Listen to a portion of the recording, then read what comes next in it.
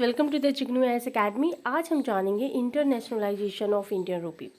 Indian rupee को किस तरह से इंटरनेशनलाइज किया जा रहा है और किस तरह से इसका यूज़ एक ग्लोबल ट्रेड पर्सपेक्टिव के लिए किया जा रहा है। जैसे कि मोस्टली आप देखते हैं कि इंटरनेशनली लेवल पे जितनी भी कंट्रीज़ आपस में ट्रेड करती हैं तो उनका जो ट्रांजैक्शन होता है वो डॉलर्स में ही होता है, ठीक है। लेकिन इंटरनेशनलाइजेशन जब इंडियन रुपीज़ का हो जाएगा तो अगर हम इंटरनेशनली ट्रेड करना चाहेंगे तो हम इंडियन रुपी में भी वो पेमेंट कर सकते हैं। तो इस बारे में आज हम डिटेल में जानेंगे।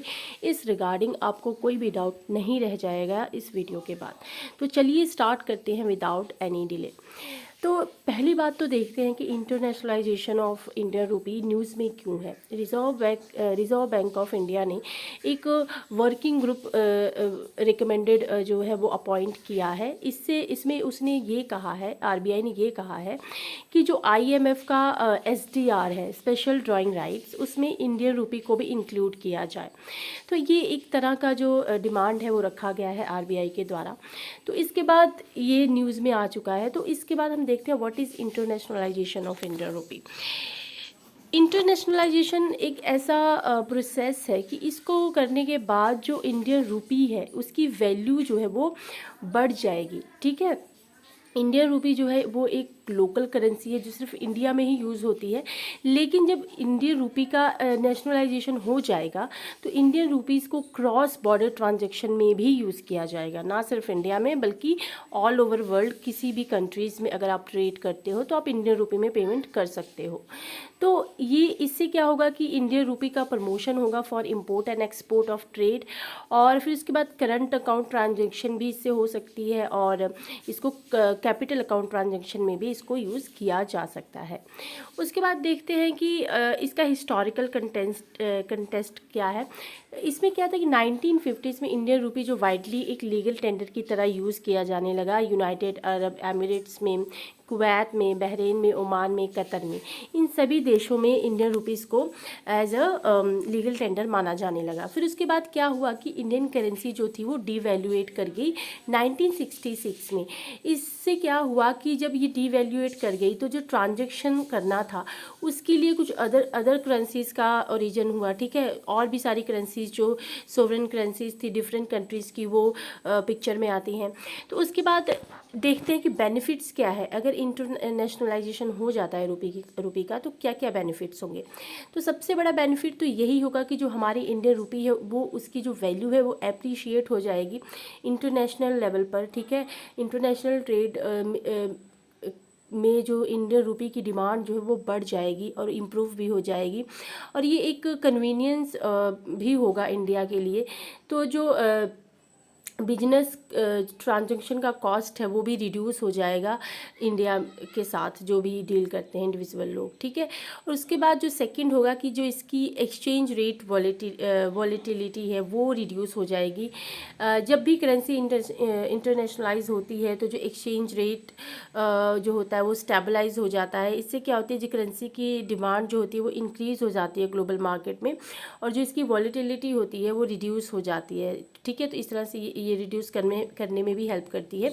तो ये मोर प्रेडिक्टेबल होती है, रिलायबल होती है इंटरनेशनल ट्रांजैक्शन के लिए। नेक्स्ट है जियोपॉलिटिकल एडवांटेजेस। जियोपॉलिटिकल एडवांटेजेस भी इसमें हो जाएगा, जैसे कि internationalising the rupee can enhance India's geopolitical influence. Obviously अगर इंडियन रुपी की वैल्यू बढ़ेगी तो जो जियोपॉलिटिकल जो इंडिया का इम्पोर्टेंस है वो भी इन्हेंस हो जाएगा, ठीक है, बढ़ जाएगा। तो इस तरह से जो इकोनॉमिक टाइज़ है विद अदर कंट्रीज़ वो स्ट्रॉन्ग होगी। जो बायलैटरल ट्रेड एग्रीमेंट होंगे वो भी स्ट्रॉन्ग होंगे और डिप्लोमेटिक रिलेशंस जो है इंडिया के वो भी प्रमोट होगा इंटरनेशनल लेवल पे। तो ये सारे बेनिफिट इससे होने वाले हैं।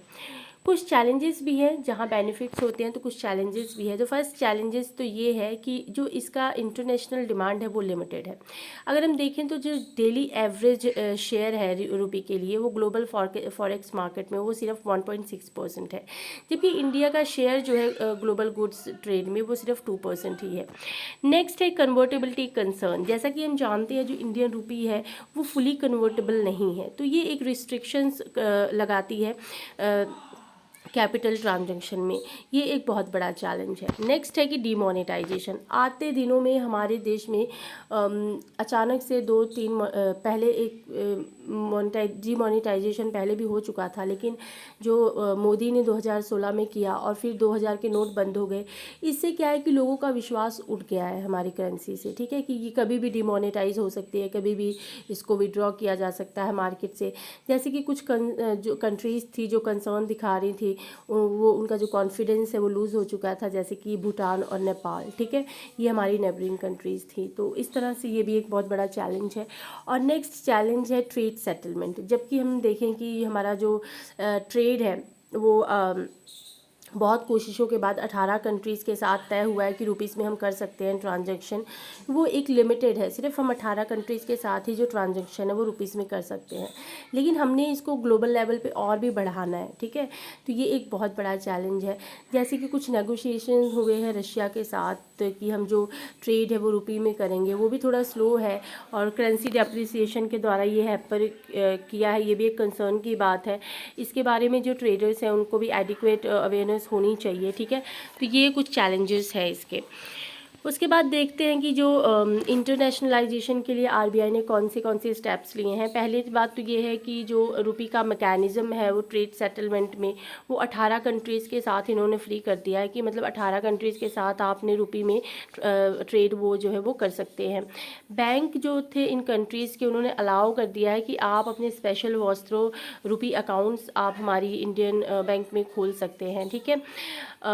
हमारी आरबीआई ने अलाउ कर दिया है बाहर के बैंक्स को कि आप हमारे इंडिया में आके अपने वॉस्ट्रो अकाउंट जो है वो इंडियन रुपीस में पेमेंट करने के लिए आप खोल सकते हैं। जुलाई 2022 में आरबीआई ने एक सर्कुलर इशू किया जो इंटरनेशनल ट्रेड इंडियन रुपीस में करने के लिए जारी किया था।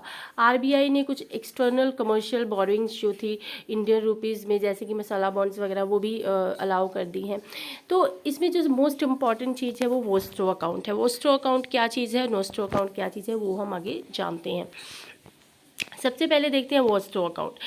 वॉस्ट्रो अकाउंट मैं आपको अगर सिंपल लैंग्वेज में समझाऊं तो ए जो है ये एक डोमेस्टिक बैंक है, यानी कि इंडिया का बैंक है, और ये बी जो है वो रशिया का बैंक है, ठीक है।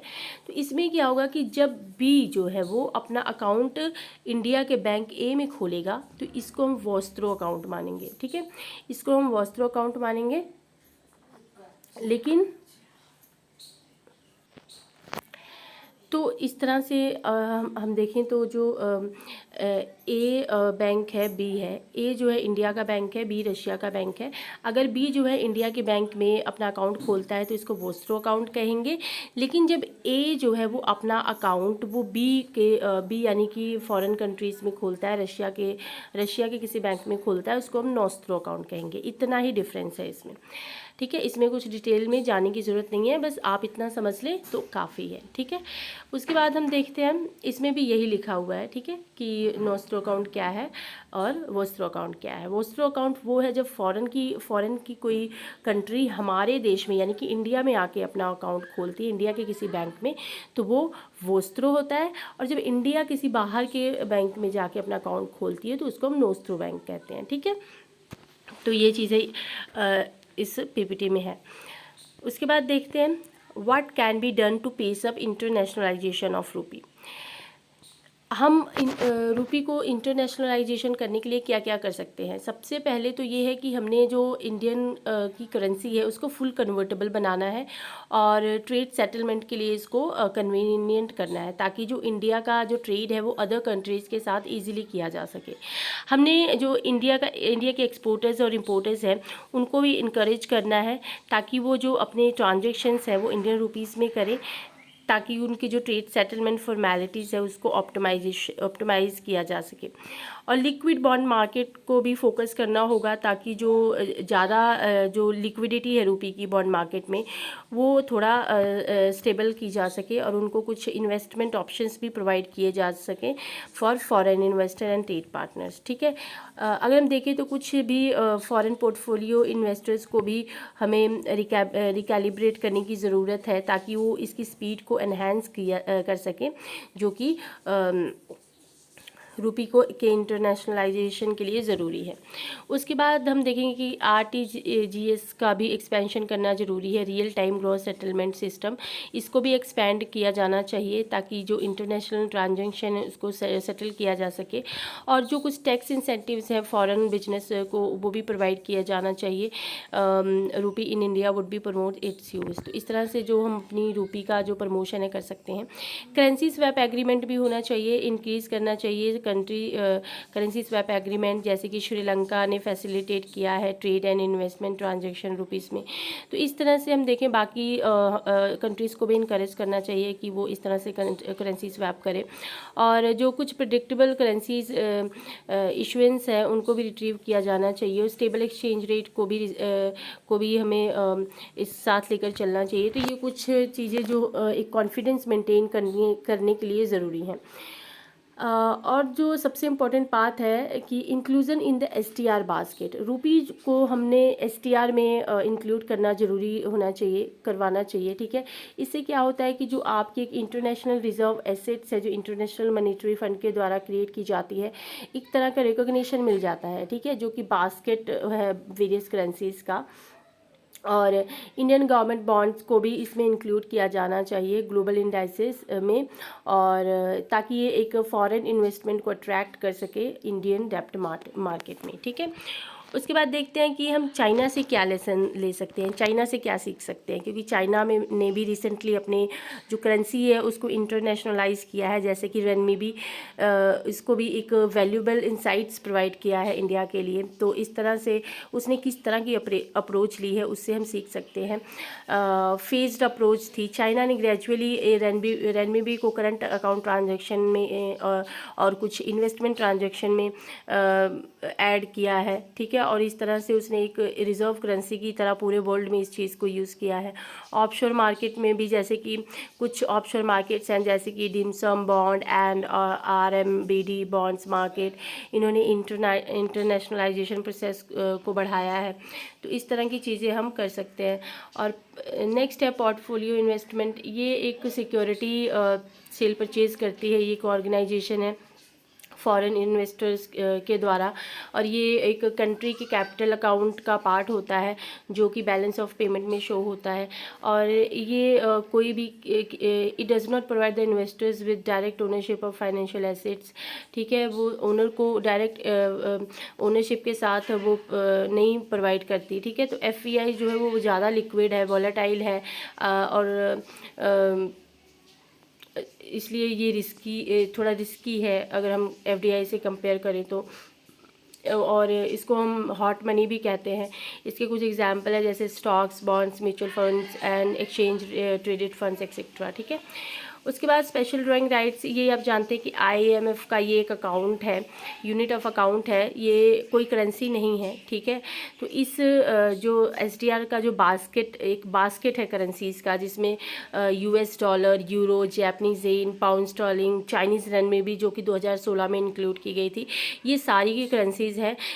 इसका मतलब ये है कि जो करेंसीज एसडीआर में है उससे आप ऑल ओवर वर्ल्ड जो है वो ट्रेड कर सकते हो, ठीक है, वो वैल्यूएबल है और वैलिड है।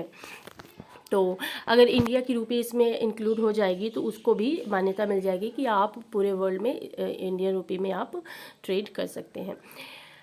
कंक्लूज़न देख लेते हैं। कंक्लूज़न में आप देखेंगे तो तारापुर कमेटी की कुछ रिकमेंडेशंस हैं जो कि 1997 और 2006 में आई थी। उसमें ये था कि आप जो फिज़िकल डेफिसिट को रिड्यूस कर सकते हैं और इन्फ्लेशन रेट्स को और बैंकिंग नॉन प्रॉफिट एसेट्स को should be pursued as a primary step toward internationalisation of rupee. इन सब चीज़ों को इंक्लूड करके आप एक स्टेप बढ़ा सकते हैं आगे कि आप किस तरह से रुपी का इंटरनेशनलाइजेशन करेंगे, और एडवोकेट कर सकते हैं रुपी को कि वो एक ऑफिशियल करेंसी बने इंटरनेशनल ऑर्गेनाइजेशन में, और इसकी जो प्रोफाइल है, एक्सेप्टेंस है, उसको बढ़ाया जा सके और उसको स्ट्रॉन्ग किया जा सके ग्लोबल लेवल पे, ताकि हम अपने जो इंडियन मार्केट की जो इंडियन रुपीज़ की जो वैल्यू है इंडियन मार्केट में ना सिर्फ बल्कि पूरे देश में इसको हम रेज़ कर सके। तो आई होप आपको सब समझ में आया होगा। अगर कोई भी डाउट है तो आप कमेंट बॉक्स में बताएं और मैं उसको सॉल्व करने की कोशिश करूँगी। तो आप वीडियो को लाइक करें, शेयर करें, सब्सक्राइब करें और specially I need your support. तो thank you so much, thanks for watching.